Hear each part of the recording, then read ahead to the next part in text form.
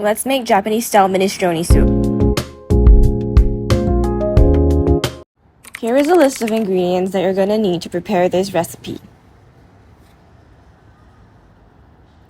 The first step is to chop up your veggies, so the cabbage should be chopped up into 1 cm squares, while the carrots and potatoes should be diced into 1 cm cubes. Chopping up the veggies is the most time-consuming part of this recipe, so just hang in there. Finally, just roughly dice your onions. Now we're ready to start with the cooking process, so just start with a splash of olive oil in a pot and add 1 tablespoon of minced garlic and fry until fragrant. Once that's done, we can start to add in our veggies that we prepped earlier and continue to fry. Once the veggies have cooked through, we can start to add in our canned tomatoes. Here I'm adding 2 cans of canned tomatoes. So allow this mixture to cook for another 5 to 10 minutes before the next step.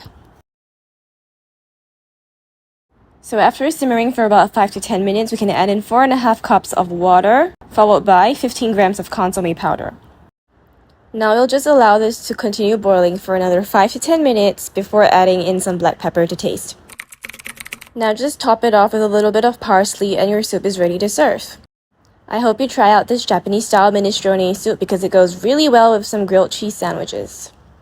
I hope you'll enjoy and subscribe for more recipes.